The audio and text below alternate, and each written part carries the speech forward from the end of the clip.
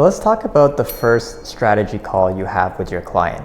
This could be called the know your client call, strategy call, initial call, whatever it is. It's the first time you're meeting someone. So you have to build massive trust right away. Now, here are a couple things that you should not do.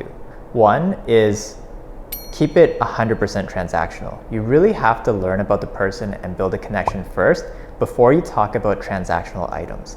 Number two, there are a lot of mortgage agents, loan officers that have built their career on referrals, and that's great, but you run out of those. So you have to learn how to turn a stranger into someone that trusts you with financing the biggest investment of their life.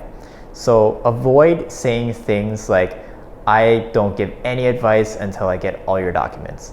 If you say that to a friend or a brother, they'll probably give you all their documents, no problem, and then wait for the advice.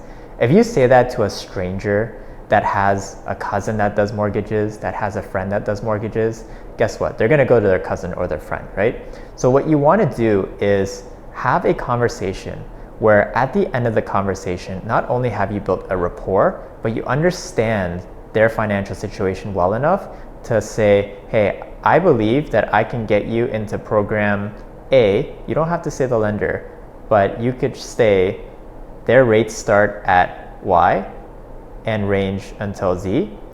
Based on your financial situation that I now understand, I believe you'd be a good fit, and all I would need is documents A, B, C, D, E to get started. Now, once you send me those documents, let's jump on a call. I can get you a more accurate rate. So if you say that, they're much more inclined to give you those documents versus I can't help you until I get your documents, right? So yes, I know you can't possibly get them a super accurate mortgage rate until you get certain documents, but you can ask enough questions that you can get a ballpark. So adding value up front on that first call is going to be so important, because where a lot of mortgage agents and loan officers fail is once they send that pre-qualification or once they send that list of documents, they never hear from the lead again. And if that happens, it means you didn't build enough trust on that first call and you haven't followed up with enough value.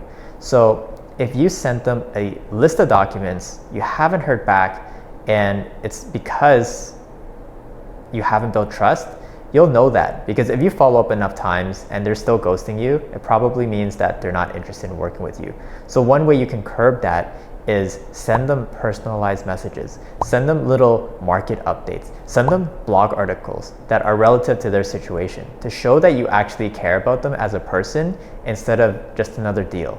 So I hope this helps, and I really hope that you crush those initial conversations. We're gonna get you as many as possible, but you need to knock it out of the park to actually make a lot of money doing this.